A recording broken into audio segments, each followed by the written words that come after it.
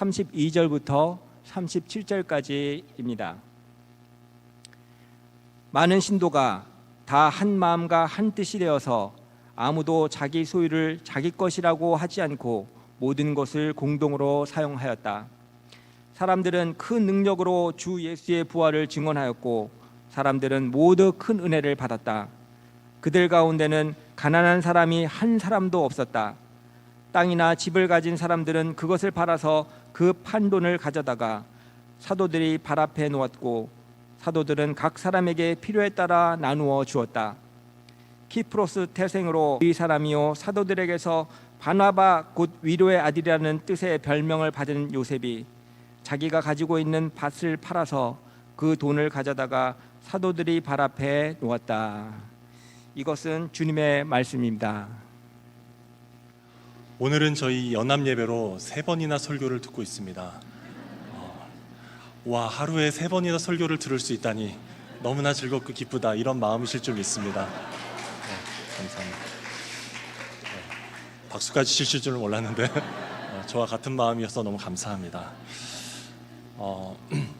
앞서 말씀을 전해주신 두 분의 설교자들이 전해준 내용처럼 초대 예루살렘 교회에 놀라운 일들이 일어났습니다. 예루살렘 교회에 일어난 일들에 대한 기록을 4장 32절, 34, 35절에 확인할 수 있는데 지금 좀 피곤하신 분들도 있을 것 같아서 한 목소리로 한번 읽어보도록 하겠습니다. 네, 앞에 나오는 본문 말씀을 한번 읽어보도록 하겠습니다. 시작. 많은 신도가 다 한 마음과 한 뜻이 되어서 아무도 자기 소유를 자기 것이라고 하지 않고 모든 것을 공동으로 사용하였다. 그들 가운데는 가난한 사람이 한 사람도 없었다. 땅이나 집을 가진 사람들은 그것을 팔아서 그 판 돈을 가져다가 사도들의 발 앞에 놓았고 사도들은 각 사람에게 필요에 따라 나누어 주었다. 아멘. 예루살렘 교회의 많은 신도들이 한 마음과 한 뜻이 되었습니다. 한 마음과 한 뜻이 되었다는 것은 눈에 보이지 않는 영역에서 어떤 일치와 연합을 이루었다는 말은 아닙니다. 눈에 보이는 영역에서도 하나가 되었다는 말이었습니다. 예루살렘 교회는 소유에 있어서 하나가 되었습니다. 교회 안에 있는 누구도 개인의 소유를 자기의 것으로 주장하지 않았습니다. 그럼 자기의 것이 아니라면 누구의 것이란 말입니까? 바로 다 하나님의 것이고 또 교회 안에 있는 형제 자매의 것으로 여겼습니다. 그렇게 모든 것을 공동으로 사용하였습니다. 다른 사람들의 어려움을 보고 있기가 어려워서 자기가 갖고 있던 집과 땅을 팔기 시작했습니다. 누가 시켜서 강요에 의해 그렇게 한 것이 아니라 자발적으로 개인 소유를 처분했습니다. 그리고 판돈을 사도들에게 맡겼습니다. 그렇게 함으로써 개인의 이름이 드러나지 않도록 했습니다. 드린 사람의 공로가 드러나지 않고 받는 사람들이 부담을 갖지 않도록 지혜롭게 나누게 되었습니다. 어떻게 이렇게 할 수 있었을까 의구심이 들 정도로 비현실적으로 보이는 이타적인 공동체가 되었습니다. 정말 놀라운 일이 아닐 수 없습니다. 인류 역사상 이런 예를 본 적이 없습니다. 인간은 타락 이후에 모두 이기적인 마음을 갖고 살고 있습니다. 사람들은 모두 자기 중심적이 되었습니다. 자기 자신, 자기 가족, 혈육을 먼저 생각하며 살아갑니다. 더 큰 민족주의나 고상해 보이는 어떤 이념도 사실 다 자기 중심성에서 시작되었습니다. 그런데 이 세상에 처음 세워진 교회는 인간 타락 이후에 지속되어 온 이 고질적인 고약한 상태를 극복해냈습니다. 이기심과 자기 중심성을 뒤엎어 버렸습니다. 이전에 어떤 조직도 이 이념도 해내지 못했던 일을 이 교회 공동체가 이루어냈습니다. 그럼 그들은 어떻게 이렇게 할 수 있었습니까? 도대체 이런 공동체로 세워질 수 있었던 원동력은 무엇이었습니까? 사도행전 4장의 이 본문을 통해 두 가지 이유를 찾아볼 수 있다고 믿습니다. 먼저 지난주에 읽었던 31절 말씀입니다. 앞선 설교자님 분들도 언급했었는데 이 말씀입니다. 그들이 기도를 마치니 그들이 모여있는 곳이 흔들리고 그들은 모두 성령으로 충만해서 하나님의 말씀을 담대히 말하게 되었다. 지난주 한어 예배 시간에 들었던 말씀인데 그들은 환난 중에 기도했습니다. 기도를 드렸더니 기도가 응답되었다는 즉각적인 응답이 증표가 임했습니다. 그들이 모여있던 것이 흔들렸습니다. 그리고 그들은 성령으로 충만해졌습니다. 사도행전 2장에서도 성령 충만했던 적이 있는데 기도 후에 다시 한번 성령으로 충만해졌습니다. 그리고 나서 곧장 이어지는 내용이 바로 많은 신도들이 한 마음과 한 뜻이 되었다. 아무도 자기 소유를 자기의 것으로 여기지 않았다. 모든 것을 공동으로 사용하였다 였습니다. 지금 말씀드린 내용을 신약학자 한규삼 박사님이란 분이 한 문장으로 이렇게 잘 정리를 해 주었습니다. 환난 중에 사명을 다하기 위해 열심히 기도한 믿음의 공동체가 성령의 충만함을 받았을 때 이런 환상적인 하나됨이 부수적으로 생겼다. 예루살렘 교회 공동체의 간절한 기도, 그에 이어지는 성령 충만을 통해 이타적인 공동체로 세워졌습니다. 이것만이 아니었습니다. 33절에서도 예루살렘 교회가 이타적인 공동체가 되었던 이유를 찾아볼 수 있습니다. 바로 이 말씀입니다. 사도들은 큰 능력으로 주 예수의 부활을 증언하였고 사람들은 모두 큰 은혜를 받았다. 두 번째로 그들은 사도들이 전한 예수님의 부활의 증언을 듣고 모두 큰 은혜를 받았습니다. 사도들이 증언한 예수님의 부활이란 죽음이 극복된 생명에 관한 말씀이었습니다. 십자가에서 분명히 죽으셨는데 다시 살아나심으로 증명된 영원한 생명이었습니다. 그런데 교인들이 들었던 내용은 예수님의 다시 사심, 예수님의 부활만은 아니었습니다. 사도들이 가르쳤던 예수님의 부활에 대한 말씀이 사도행전 4장 2절에 이렇게 담겨 있었습니다. 예수 안에 죽은 자의 부활이 있다. 보여주시죠. 사도들이 전한 예수의 부활의 증언에는 바로 이 내용이 포함되어 있었습니다. 예수님을 믿는 자들은 죽은 후에 예수님 안에서 부활할 것이다. 아마도 이 증언을 듣고 있던 사람들은 예수님 안에 있는 그 부활의 믿음을 갖게 된 것으로 보입니다. 그리고 부활의 생명에 대한 소망을 품게 된 것으로 보입니다. 그 말씀을 들었던 개인들 안에 어떤 일이 일어났는지 정확하게 알 수는 없지만 성경은 이렇게 짧게 설명하고 있습니다. 33절입니다. 사람들은 모두 큰 은혜를 받았다. 큰 은혜를 받았던 모든 사람들이 곧장 행동으로 옮긴 것이 바로 땅이나 집이나 그 가진 것을 팔아 사도들 앞에 가져와 다른 사람들과 나누게 했다는 것입니다. 부활의 메시지를 들으면서 그 영원한 생명에 대한 부활의 믿음과 소망을 갖게 된 이들이 있었습니다. 그렇게 큰 은혜를 받은 자들이 가난한 자들을 위해 자기들의 소유를 팔아 나누었습니다.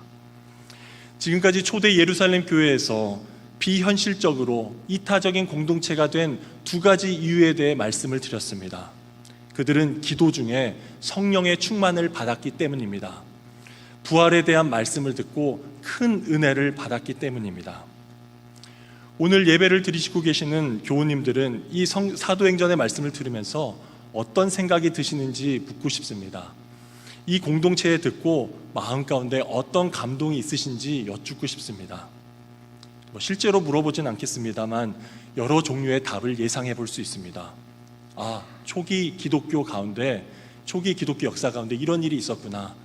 보기 드문 급진적인 사랑의 실천이 인상적이구나. 대단하다. 그런데 지금과 같은 자유민주주의를 토대로 한 자본주의 사회에선 좀 어려울 것 같다. 혹은 이런 생각도 있을 수 있습니다.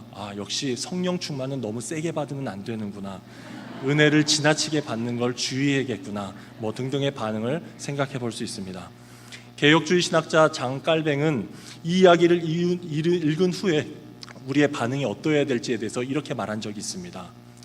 이 기사를 읽고서 감동을 받지 않는다면 강철보다 더 굳은 마음을 갖고 있는 것이 분명하다. 저는 개인적으로 이 말씀을 다시 읽고 묵상하면서 나름의 감동을 받으면서 이 시기를 함께 보냈을 그 초대교회 교인들을 상상해 보았습니다.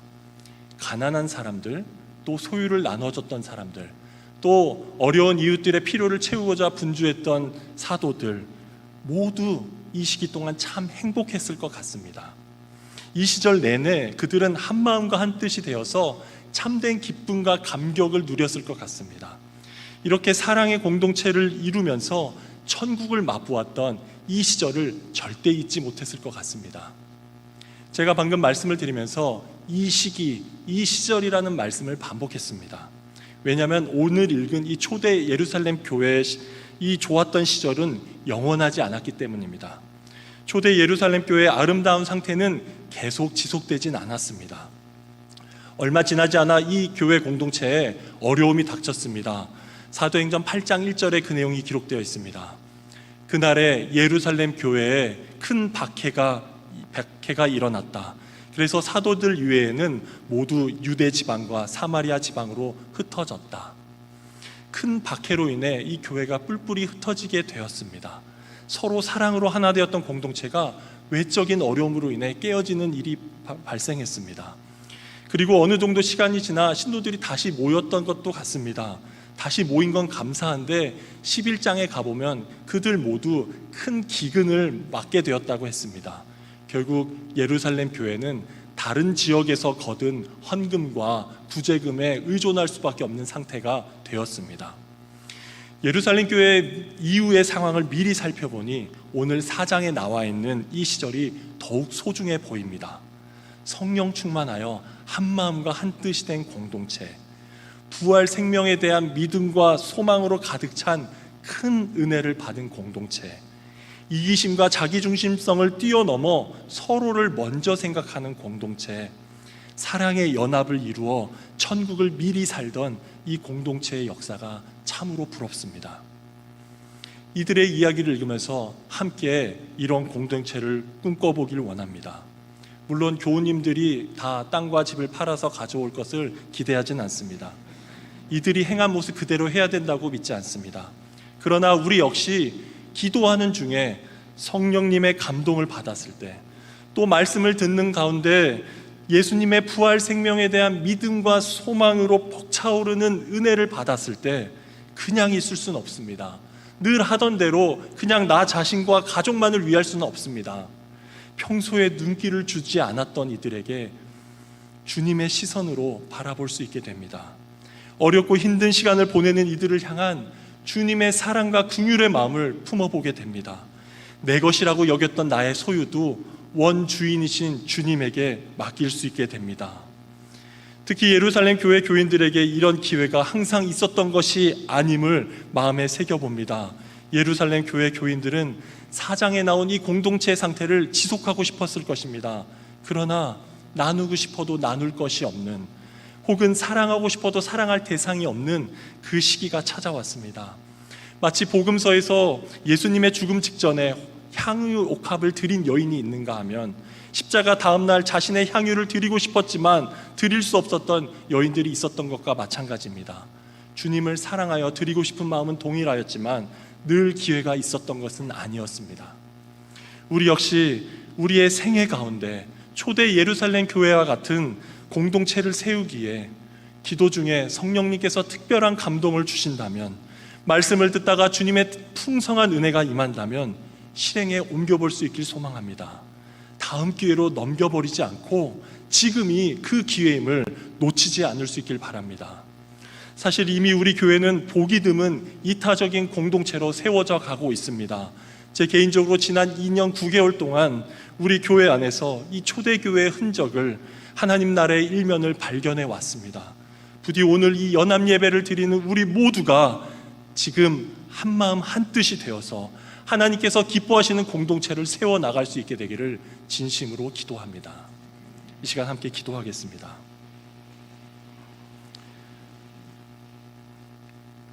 오늘 반복되는 이 3번의 설교를 통해 우리 각자와 공동체에게 주시는 말씀을 받기 원합니다. 깔뱅의 말처럼 아무 감동 없는 강철같이 굳은 마음으로 머물러 있지 않길 바랍니다. 우리의 생애 가운데 언제든지 기도 중 성령의 감동을 받았을 때, 말씀을 듣다가 벅차오르는 은혜를 받았을 때, 그 이기심의 감옥에서 벗어나 타인들을 바라볼 수 있게 되길 바랍니다. 주님께서 부어주시는 그 긍휼과 사랑의 마음으로 다른 사람들을 품어줄 수 있길 바랍니다. 적당히 동정심을 가지고 구제하는 것이 아니라 내게 있는 소유를 원래 주인 되시는 주님께 맡겨드릴 수 있길 소망합니다. 이 시간 함께 기도하기를 원합니다. 주님께서 기회 주실 때 바로 지금이라는 이 기회를 놓치지 않게 하여 주옵소서. 우리 생애 가운데 이런 공동체를 경험할 수 있게 하소서. 우리 교회가 그렇게 되게 하옵소서. 우리 함께 기도하겠습니다.